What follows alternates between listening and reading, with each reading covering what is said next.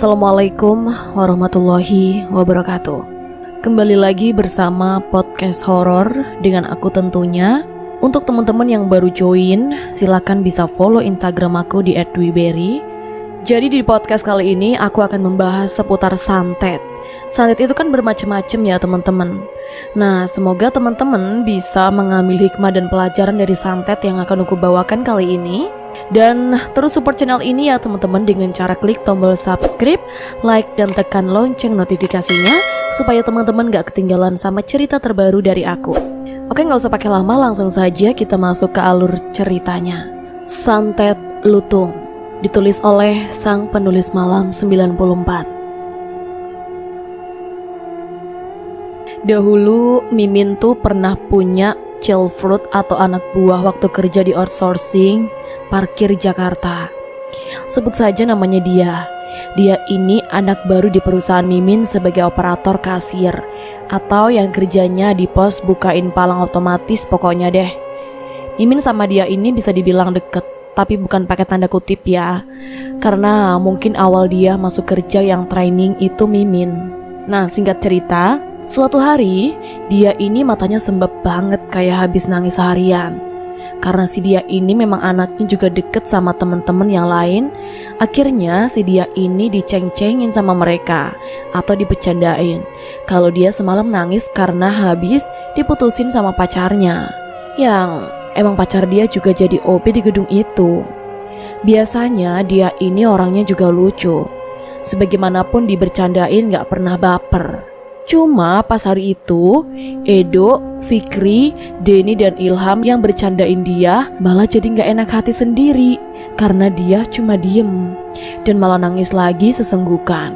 Karena dirasa kondisinya gak memungkinkan buat dia ini melanjutkan kerja, Mimin sebagai leader mereka mengambil keputusan untuk Fikri.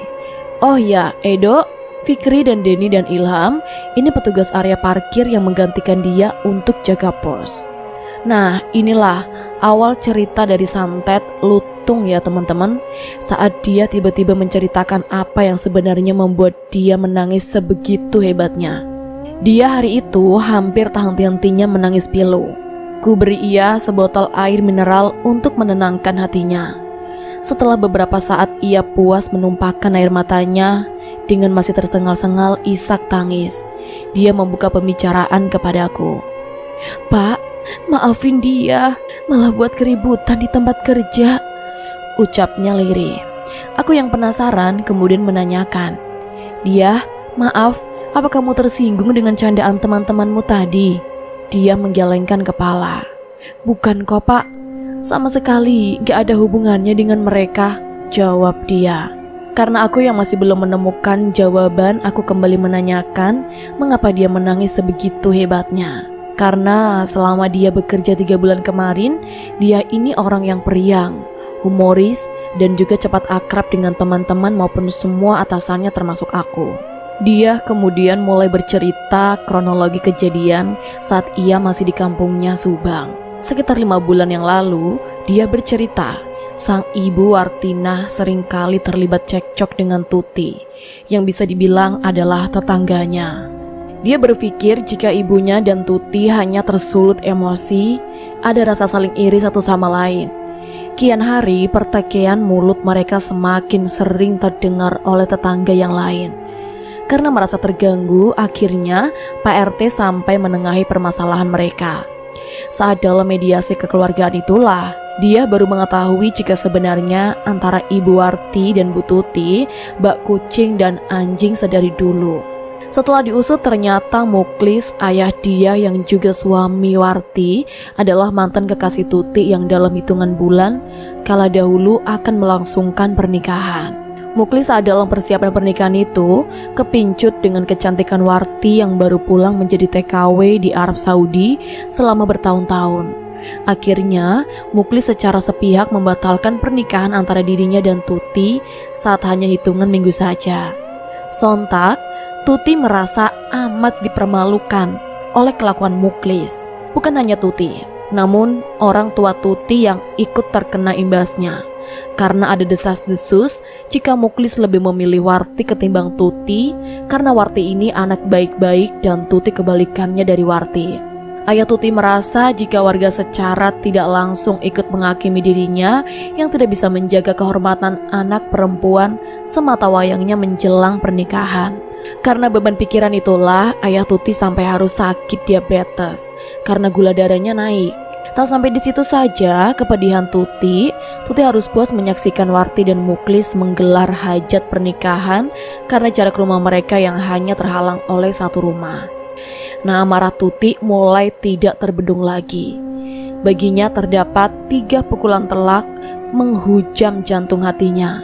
Pertama, Tuti batal nikah. Terus yang kedua, keluarga Tuti terfitnah yang menyebabkan ayah Tuti jatuh sakit. Dan yang ketiga, Tuti harus puas menyaksikan dengan terpaksa calon suaminya malah bersanding dengan wanita lain. Tuti lantas memutuskan untuk menjadi TKW ke Malaysia karena menghindari rasa sakit dan juga traumanya di kampung. Selain itu, Tuti masih mempunyai niat yang mulia, yaitu ingin mencari uang agar ayahnya bisa berobat dengan layak. Setelah 2 tahun bekerja di Malaysia, berhembus kabar jika Tuti dipersunting oleh pria asal negeri jiran itu. Dari semenjak saat Tuti dipersunting, ia jarang sekali pulang ke Indonesia. Bahkan bisa dibilang hanya 4 tahun sekali ia baru pulang. Saat ayah Tuti wafat, Tuti pun tidak terlihat batang hidungnya. Mungkin bisa dibilang karena jarak yang jauh dan juga adanya kisah kelam di kampung, membuat ia merasa enggan pulang ke tempat kelahiran. Singkat waktu, tahun 2015 awal tiba-tiba Tuti pulang ke Indonesia sendiri tanpa membawa suami ataupun anaknya. Nah, dari mulai itulah perselisihan El Clasico antara Warti dan Tuti berlanjut. Simpang siur kabar Tuti saat di Malaysia, yaitu ia telah diceraikan suaminya dan hak asuh kedua putrinya jatuh pada suaminya. Tuti yang dalam keadaan frustasi saat ia pulang ke kampung halaman mau tak mau harus sering beradu pandang dengan Warti yang biduk rumah tangganya dengan Muklis masih adem ayem. Dari pihak Warti, ia mengaku sebenarnya tidak ada masalah apapun dengan Tuti. Namun, Tuti selalu mencari kesalah-salahan dan seringkali ia membuang sampah di halaman rumah Warti dengan sengaja. Tak hanya sampai di situ, Tuti pernah kepergok ingin memutuskan jaringan listrik di rumah Warti dengan menyuruh orang. Begitulah kurang lebih kelakuan absurd Tuti setelah ia pulang dari Malaysia kepada Warti dan keluarga. Sehingga beberapa kali mereka berdua harus melewati jalan mediasi kekeluargaan oleh RT setempat. Beberapa saat setelah kejadian ribut-ribut terakhir, Tuti sepertinya kapok membuat ulah. Ia tidak pernah terlihat lagi menunjukkan batang hidungnya ataupun berperangi yang aneh-aneh. Namun ada hal yang tidak biasa kini yang mulai terjadi. Setiap malam, atap rumah dia seperti dipenuhi lutung. Anehnya, segerombolan lutung hitam itu hanya ada pada atap rumah dia saja. Entah pun dari mana asalnya, gerombolan lutung itu sempat karena merasa terganggu tidak bisa tidur akibat suara bising si lutung. Muklis, ayah dia, menimpuk batu salah satu lutung yang sedang terdengar di atas atap rumahnya. Seketika semua lutung itu seperti marah dan matanya mengeluarkan cahaya merah menyala. Karena takut, ayah dia kembali masuk ke dalam rumah dan pasrah membiarkan lutung-lutung itu berada di atas atap. Keesokan harinya, ayah dia menanyakan kepada Pak Sapri si peronda malam perihal gerombolan lutung yang ada di atas atapnya. Namun, Pak Sapri hanya tertawa mendengar pertanyaan Muklis. "Klis, saya itu semalam habis beberapa kali muteri gang rumahmu. Lawang gak ada lutung. Jangankan gerombolan, satu lutung pun tidak ada yang kelihatan." Sambil diiringi gelak tawa, Pak Sapri menerka jika yang dialami oleh Muklis adalah sebuah halusinasi saja.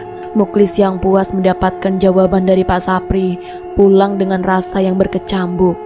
"Aneh, saya jelas dengar ada riuh suara lutung di atap. Dan jelas ada banyak lutung yang bergerombolan. Namun kenapa Pak Sapri tidak melihat ya?" batinnya saat Muklis sampai di rumah dan ingin mengambil makan di dapur. Ia kaget, di dapur rumahnya sudah ada 4 ekor lutung. sedang memakan lauk pauk yang sudah disajikan Warti untuk makan siang keluarga kecilnya. Muklis yang kesal, ia mengambil balok kayu kecil di belakang rumahnya dan menggebah lutung-lutung itu supaya keluar. Namun, dengan sigap, lutung-lutung itu menghindari pukulan Muklis dan kembali matanya mengeluarkan cahaya merah menyala dan menunjukkan taringnya seolah ingin mengoyak-ngoyak tubuh Muklis. Salah satu dari lutung itu melompat ke arah Muklis dan langsung menggigit leher Muklis sampai berdarah-darah. Setelah ia puas menggigit, Muklis anehnya dengan cepat kawanan lutung itu menghilang. Dia yang sewaktu itu kebetulan baru pulang dari rumah temannya langsung membawa sang ayah ke puskesmas terdekat untuk diberikan pertolongan pertama. Segera Muklis diberikan suntikan anti rabies dan harus menerima 5 jahitan di lehernya. Beruntung gigitan lutung itu tidak berakhir fatal. Dia pun mengaku sebenarnya ia pernah merasa ikut terkena teror santet lutung itu. Ketika dia ingin mengambil wudhu untuk sholat subuh, ia melihat seekor lutung yang besar dan amat menyeramkan ada di balik pintu kamar mandi, sedang mengeram. Dia yang panik langsung berteriak sehingga Warti dan Muklis terbangun. Saat dia melihat kembali bersama-sama, ayah dan ibunya tidak ada apapun di balik pintu kamar mandi tersebut. Teror berpindah kepada Warti. Warti ditunjukkan oleh sosok lutung yang sama persis yang dilihat oleh dia. Dan namun yang lebih menggelikan bagi Warti adalah si lutung hitam besar itu sampai, mohon maaf, seperti menyetubuhi Warti di kamar mandi. Mulut Warti seperti tidak bisa untuk berbicara dan tubuhnya seperti tertahan sesuatu. Warti mengucap doa-doa dan memasrahkan semua ke dalam tangan yang maha kuasa. Sehingga akhirnya si sosok lutung besar hitam itu menghilang. Warti yang merasa panik kemudian mengajak Muklis dan dia untuk menemui orang pintar. Baru saja mereka bertiga masuk ke dalam rumah si orang pintar, terlihat ada 2 ekor lutung yang duduk menatap tajam mereka dari luar rumah si orang pintar. Kemudian orang pintar itu berkata, "Kalian lebih baik pulang atau cari orang pintar lain. Saya tidak bisa membantu kalian. Ilmu hitam santet kiriman lutung ini sangat kuat," jawab si orang pintar pertama. Muklis kemudian mengajak dia dan istrinya pergi ke perbatasan antara Subang dan Bandung. Di sana, Muklis menemui salah satu orang pintar atas rekomendasi ayahnya Muklis. Dari orang pintar yang kedua itulah baru diketahui jika penebar teror lutung adalah berasal dari tetangga yang terdekatnya. Muklis dan Warti tanpa berpikir lama-lama, ia langsung menerka jika Tutilah dalang dari semuanya. Setelahnya, Muklis Warti diberi air yang mungkin telah dibacakan doa oleh si orang pintar dan diberikan sedikit syarat untuk menempelkan beberapa helai sapu lanang di setiap palang pintu mereka dan 2 siung bawang putih. Sehabis berkunjung dari tempat si orang pintar, Muklis Warti langsung melakukan apa yang diperintahkan dan benar saja teror-teror itu seolah lenyap. 1 bulan kemudian, dia pergi ikut merantau sang paman, adik dari Muklis, untuk bekerja ke Jakarta. Singkat ceritanya, dia diterima bekerja di perusahaanku ya teman-teman, karena memang rekomendasi dari pamannya dia yang bekerja sebagai security di gudang yang sama. Beberapa bulan berlalu, sampai pada akhirnya dia mendapatkan kabar jika ibunya Warti telah meninggal kemarin. Dia sangat terpukul sekali mendengar ibunya telah meninggal. Sebelumnya, ayah dia dan pamannya masih menunggu waktu yang tepat untuk memberitahukan pada dia jika sang ibu telah berpulang. Ayah dia dan sang paman pun tidak ingin mengganggu pekerjaan dia. Dia pun kembali bertutur 3 hari sebelum sang ibu wafat. Ibu Warti dimimpikan 2 kali berturut-turut jika ia seperti dijemput kawanan lutung yang membawanya kepada tahta raja. Di sana, yang Ibu Warti lihat adalah seorang pria yang tampan memakai mahkota dan berkata, "Selamat datang istriku, ini adalah kerajaanku." Mendengar ucapan lelaki itu, Warti kemudian ingat akan sosok lutung yang pernah memperkosanya. Seolah-olah bisa mendengar apa yang sedang Warti pikirkan. Sesosok lelaki itu kemudian berkata, Maafkan jika saya lancang, namun sayalah yang telah berbuat tidak senonoh kepada dirimu. Oleh karena itu, saya telah menganggap engkau sebagai istriku. Ibunya dia pun bercerita kepada suaminya jika ia harus kembali ke kerajaan dan menjadi istri dari Lutung yang kala itu sudah berwujud manusia dengan menggunakan baju kerajaan zaman dulu. Muklis yang tidak percaya hanya menjawab, "Sudahlah Bu, hanya bunga tidur saja. Toh lagian, gangguan dari teror Lutung itu sudah tidak pernah muncul lagi." Ucapan suaminya itu bisa masuk ke dalam logika Warti.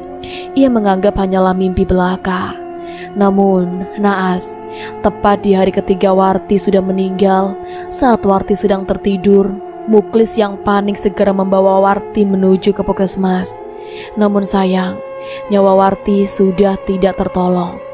Setelah pemakaman Warti, Muklis yang di rumah sendirian, ia didatangi seekor lutung. Muklis yang marah kemudian ia mengambil sebilah golok dan menebaskannya. Namun lagi-lagi, lutung itu berhasil kabur menghindar. Masih amat kesal, Muklis langsung merengsek mendobrak pintu rumah Tuti. Muklis yakin ini semua ulah perbuatan Tuti. Tapi sayangnya Tuti sudah pergi ke Malaysia sebulan yang lalu. Tidak ada yang bisa dimintai pertanggungjawaban karena si tersangka sudah terlebih dulu kabur ke negeri jiran.